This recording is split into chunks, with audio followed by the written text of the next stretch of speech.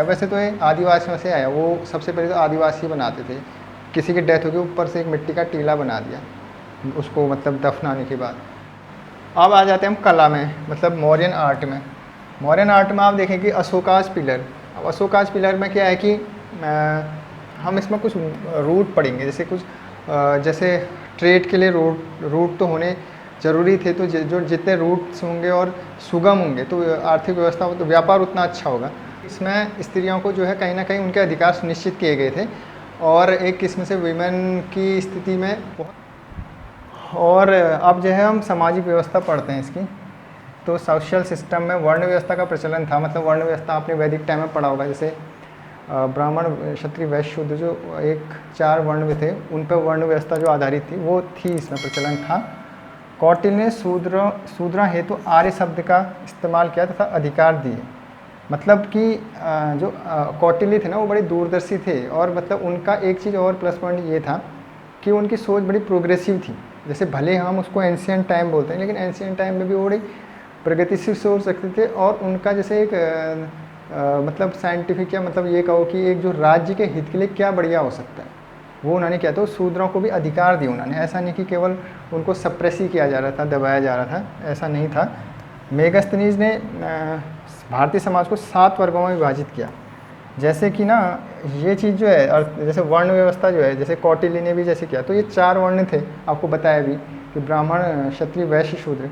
लेकिन मेगास्थनीज जो था उसने 7 भागों में विभाजित किया। अब ये 7 भाग ये हैं, जैसे आपको मैं एक चीज़ बताऊँ, 7 भाग आपको याद करने की ज़रूरत नहीं है, आपको इतना पता होना चाहिए कि मेगास्थनीज ने कितने वर्गों में विभाजित किया इंडियन सोसाइटी को, तो भारतीय समाज को। तो इसमें जैसे दार्शनिक है, किसान है, अहीर है, कारीगर है, सैनिक, निरीक्षक है, सभासद है, मतलब फिलोसोफर, फार्मर, अहीर, आर्टिजन, सोल्जर, इंस्पेक्टर और काउंसलर। तो ये याद करने की उतनी ज़रूरत नहीं, बस अगर इतना भी है कि 7 वर्गों में विभाजित किया है, ये इम्पोर्टेंट है। हाँ, तो इसमें हम सामाजिक व्यवस्था पढ़े थे मौर्यकालीन।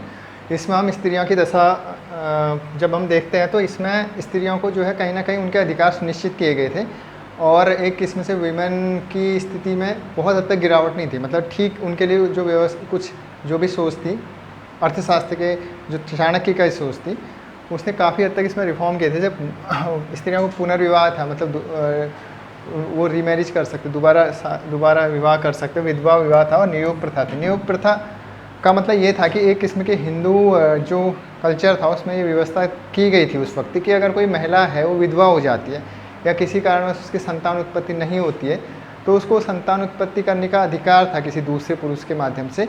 तो ये नियोग प्रथा कहलाती थी। और गणिका, वैश्या, स्वतंत्र रूप से वैश्यावृत्ति करने वाली स्त्रियों को रूपा जीवा कहा जाता था। जैसे क्या है ना कि अर्थशास्त्र में बहुत ऐसी बातें लिखी गई हैं जो काफ़ी प्रोग्रेसिव हैं। जैसे मतलब चाणक्य की जो सोच थी, कौटिल्य की, तो उन्होंने जो है वैश्या को भी जो है एक राजनीतिक और आर्थिक व्यवस्था से जोड़ा उन्होंने। जैसे क्योंकि उस वक्त की व्यवस्था ऐसी थी कि जैसे महिलाओं के लिए इतनी ज़्यादा अपॉर्चुनिटीज़ नहीं थे, ये समाज का बहुत बड़ा एक कमी थी समाज की। तो उसके लिए ये था कि महिला अगर झगड़ा हो गया या कुछ भी हो गया घर से, अगर वो निष्कासित कर दी जाए, वो चले जाती है, तो उसके पास प्रोस्टिट्यूशन के अलावा दूसरा व्यवसाय नहीं बचता था। तो उसने कौटिल्य ने ये किया कि प्रोस्टिट्यूशन को भी जो है एक किस्म का उनको राइट दिया, और वो राज्य की कर व्यवस्था, टैक्स सिस्टम में उसको लेके आया। तो वो राज्य के लिए भी अच्छा रहा और नागरिकों के लिए भी बढ़िया रहा, मतलब स्त्रियों के लिए भी वो चीज़ सही रही जो है।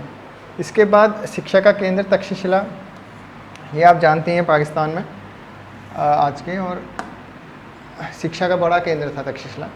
और अधिकारी जैसे वाणिज्य अधिकारी, ट्रेड ऑफिसर जो उसको पन्नाध्यक्ष बोलते थे। अर्थव्यवस्था आ गया, मौर्यकालीन अर्थव्यवस्था।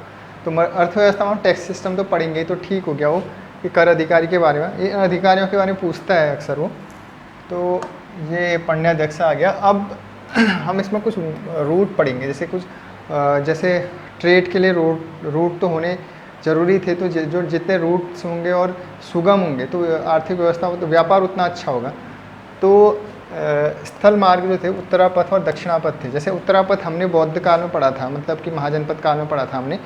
उत्तरापथ जो था वो बंगाल, मतलब पेशावर से शुरू होता था, ये तक्षशिला से, अगर हम नॉर्थ वेस्टर्न रीजन से आए, और ये बंगाल के ताम्रलिप्ति तक जाता था। एक किस्म का बहुत बड़ा ट्रेड रूट था। और ये उज्जैन से जो है ये दक्षिण पश्चिम की ओर मूव करता था, जो गुजरात के भरूच में जाके मिलता था। तो ये मैंने आपको बताया था। दूसरा ये मार्ग है दक्षिणापथ। दक्षिणापथ जो श्रावस्ती से प्रतिष्ठान तक जाता था, ये भी जो है महाराष्ट्र रीजन तक जाता था। और ये जो है दोनों मार्ग जो है, मतलब उत्तरापथ और दक्षिणापथ दोनों मार्ग ये मिलते थे कौशाम्बी में। कौशाम्बी जो है वो कौशाम्बी एक महाजनपद था। ये इलाहाबाद जिसको बोलते हैं, प्रयागराज जो बोलते हैं, उधर पर ये दोनों रूट मिलते थे। जल मार्ग जो था वो भड़ौज, बेरी गाजा, भृगुकच्छा और मतलब ये एक किस्म से वो थे, बंदरगाह थे, सी पोर्ट थे। तो इनका भी रेलिवेंस था बहुत ज़्यादा। और ताम्रलिप्त या ताम्रलिप्त बंगाल में था। अब ये बोलता है कि कौटिल्य ने जल मार्ग को सर्वश्रेष्ठ बताया। जल मार्ग में क्या होता है कि इससे फ्यूल की बचत हो जाती है और वो जो वे होता है ट्रेड का वो बड़ा आसान हो जाता है, मतलब सुगम बन जाता है। जैसे आज भी हम इंडियन गवर्नमेंट जो है इस चीज़ को प्रमोट कर रही है, जैसे जल मार्ग बनाए जा रहे हैं, कुछ जल मार्ग तो बनाए जा चुके हैं, तो उन पर ज़्यादा फोकस करते हैं। क्योंकि हमारा जो ऐसे एक तो फ्यूल का होता है, दूसरा जो कार्बन एमिशन है, मतलब वो भी बचत होता है उसमें, मतलब वो भी कम होगा जो है। तो ये चीज़ें हैं, तो ट्रेड रूट सहूलियत वाले हैं और आसान हैं। तो विनिमय का जो माध्यम था, मीडियम ऑफ एक्सचेंज, मतलब कि अब कुछ ना बार्टर सिस्टम धीरे धीरे रिमूव हुआ ना। पहले बार्टर सिस्टम था। बार्टर सिस्टम में वही कि अगर 1 किलो प्याज आपको चाहिए तो आप उसके बदले 1 किलो आलू दे दो दूसरे को, अगले को, वो आपको देगा। मतलब अपने पास कोई मीडियम ऑफ एक्सचेंज के लिए कोई कॉइन या कुछ भी नहीं, ऐसा नहीं था। तो इसमें आ चुका था।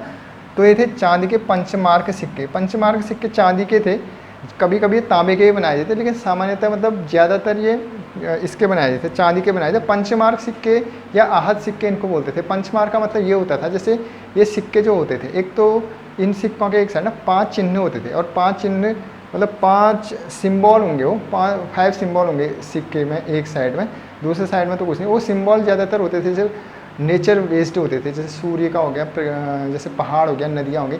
5 मार्क हैं, 5 सिंबल हैं, इसलिए इसको पंचमार्क सिक्के कह दिया गया। इसको ये डिफाइन होगा। मापन की इकाई यूनिट ऑफ मेजरमेंट जो बोलते हैं, जैसे द्रोण है, ये मतलब इन इकाइयों को भी इन इकाइयों को आप याद कर लीजिए। जैसे अनाज मापने के लिए द्रोण मापन था, द्रोण पूछा है एग्ज़ाम में।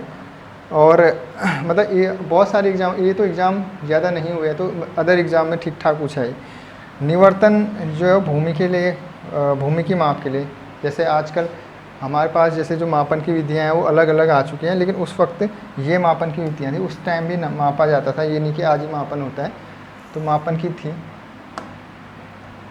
अब आ जाते हैं हम कला में, मतलब मौर्यन आर्ट में। मौर्यन आर्ट में आप देखें कि अशोकाज पिलर। अब अशोकाज पिलर में क्या है कि एक तो लाल बलुआ पत्थर और पॉलिशदार, ये वैशाली में बना है, मतलब एक तरीके से red sandstone and polished pillar है, ये भी काफ़ी पॉपुलर है। तो ये वाराणसी में आप देख सकते हैं सामने। दूसरा जो आता है इम्पोर्टेंट वो होता है सारनाथ, वाराणसी में है सारनाथ। तो इसमें स्तंभ अभिलेख जो है, सारनाथ वाराणसी उत्तर पिलर इंस्क्रिप्शन, मतलब ये वो था जिसमें जो हमारा नेशनल एम्बलम है आज के टाइम पे, जो हमारा राष्ट्रीय चिन्ह है, जिसमें 4 शेर हैं, वो हम आज भी मतलब कहीं पर भी आप देखेंगे, जैसे एडमिनिस्ट्रेशन में आप जाते हैं या फिर आप देखेंगे कि जो पुलिस अपनी यूनिफॉर्म के साथ जो कैप पहनते हैं उसमें भी वो शेर का एम्बलम लगा रहता है। तो वो हमारा राष्ट्रीय चिन्ह है। मतलब बहुत जगह जैसे गवर्नमेंट का कोई भी जैसे ये होता है, हम गवर्नमेंट की जैसे कुछ भी सरकारी दफ्तरों में जाते हैं, कुछ भी आते हैं, वहाँ पर ये एम्बलम हमें मिलता है। कोई भी उनका नोटिफिकेशन होता है अक्सर, उस पर आप देखेंगे। तो ये इसके शीर्ष भाग में 4 सी मिलेंगे आपको। लैंड कैपिटल ऑफ अशोका 1950 से, मतलब जब से भारत एक गणतांत्रिक राज्य बना तब से हम इसको जो है कैरी, मतलब ये हमारा नेशनल एम्बलम है, नेशनल एम्बलम ऑफ इंडिया 1950।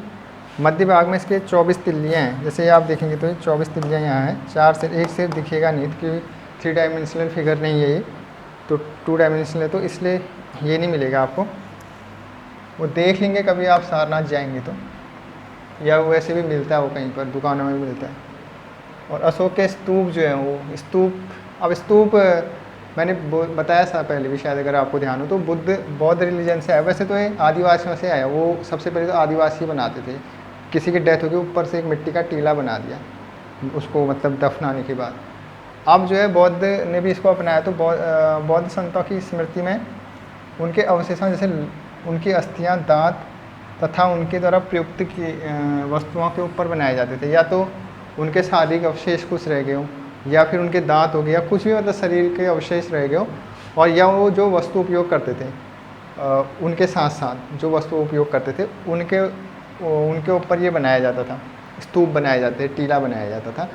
फिर तो उसको और ज़्यादा मॉडिफाई कर दिया गया, तो वो बनाया।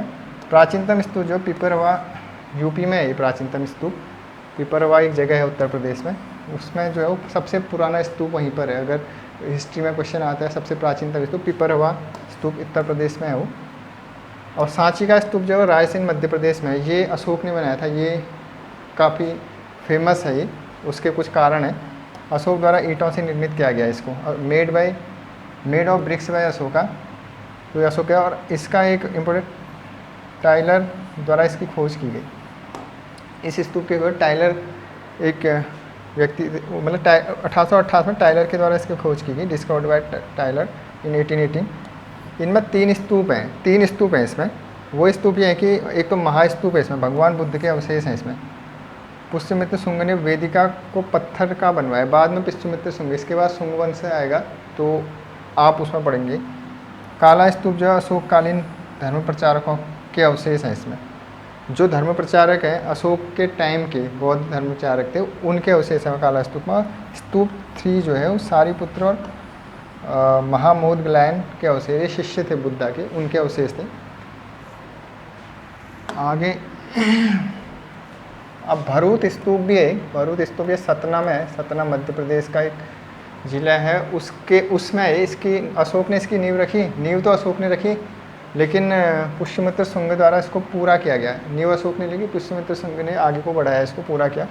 1873 में अलेक्जेंडर द्वारा इसकी खोज की गई। अलेक्जेंडर कनिंगम ने 1873 में इसकी खोज की। ये आर्कियोलॉजिकल सर्वे ऑफ इंडिया के डायरेक्टर भी थे पहले, ब्रिटिश टाइम पे। बताएंगे मॉडर्न इंडिया आएगा तो उस टाइम पे। लाल बलुआ पत्थर मतलब रेड सैंडस्टोन का ये बना हुआ भरूच स्तूप। रेड सैंडस्टोन मतलब ये चीज़ें